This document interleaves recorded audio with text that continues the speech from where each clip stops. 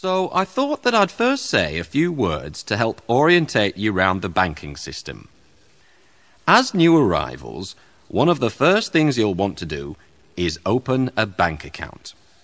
This will allow you to receive your money transfers, pay your bills by direct debit, and all sorts of other things that will make your life easier.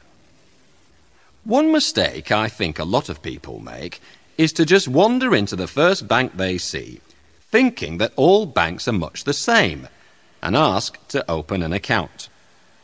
In actual fact, they all offer something slightly different, and some of the differences can affect you quite seriously. For example, for those of you who are studying at the university here, you may have noticed that there are 2 or 3 banks with branches near the university, Great Western and MoneySafe, for example. But only one, Finley's, actually has an office inside one of the university buildings. For the others, you'd have a bit more of a walk. Some banks give away free gifts. Evergreen offers a laptop to people who keep a balance of more than £5,000 for 9 months. With International Union, you'll get a phone when you open your first account. And 1 or 2 others, like MoneySafe and Northern Star, offer mountain bikes or vacuum cleaners if you put money on deposit, that sort of thing.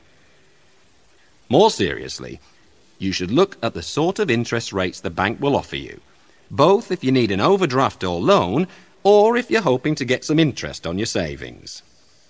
At the moment, Northern Star offers the highest rate of interest to savers, but Great Western will lend money at a lower percentage than normal to people registered on higher education courses. So you can see it really is worth looking around. Another thing it's a good idea to inquire about are bank charges. Again, they're not all the same. Some charge the same across the board, such as Evergreen, Finley's and Northern Star. But MoneySafe actually say that if you're in credit, your account won't cost a thing. Though, just like the others, as soon as you go into the red, their prices become pretty steep. Of course, one of the things you'll want as soon as you open your account is a debit card.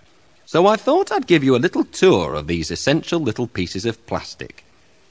If you look at the slide, you'll see that on the front at the top, they tend to have either the name of the bank or the company which has issued the card.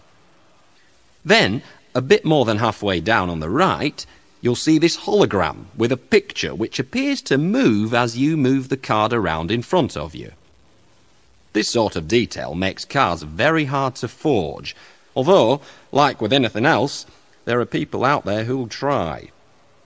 Then, on the back, there's another of those sophisticated high-tech details, and that's the magnetic strip, which is this black thing going from one side to the other, which contains certain coded details.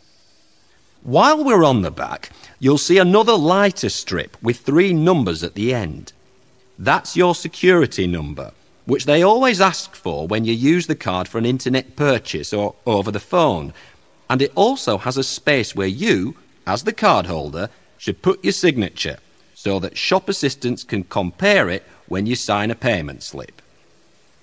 Going back to the front, in the bottom right-hand corner, you'll usually find the bank logo, and just to the left of it, there's your own name in raised print.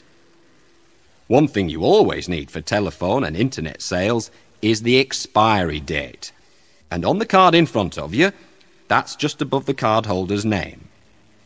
Finally, in most places, you have to insert your card into a machine and key in your PIN. Just above the card number on the left, you can see a chip, and that chip is there to verify that the PIN you have entered is correct.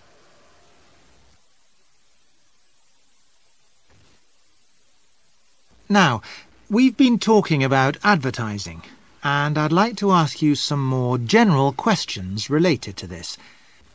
Let's consider, first of all, company advertising. How important do you think it is for companies to advertise their products? Well, I think it's very important, because if companies don't, unless companies advertise a new product, we won't know that it exists and we can't buy it. In other words, companies give us, information about their products so that we can choose the one we want. I think also it's important because companies, compete with each other and they have to try to win. Attract customers.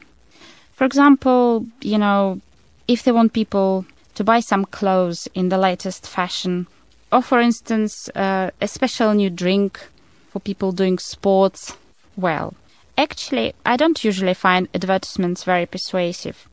So I remember this one quite well, because it was for an energy drink. One of those really colorful drinks which you're supposed to drink to help you have more strength or be more active when you do a sporting activity or anything else you enjoy like dance.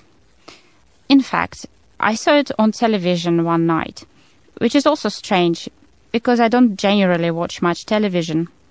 I don't usually have time, and even if I do, when they're advertising something, I usually go off and do something else, make a telephone call or do the washing up or something. Anyway, this one showed one of those Olympic athletes. I can't remember her name, winning the 100 meters and then showing the product with all, 100% natural ingredients. The advert in itself wasn't anything special. It was just like most other adverts, except that it had this person who at the time was pretty famous and successful.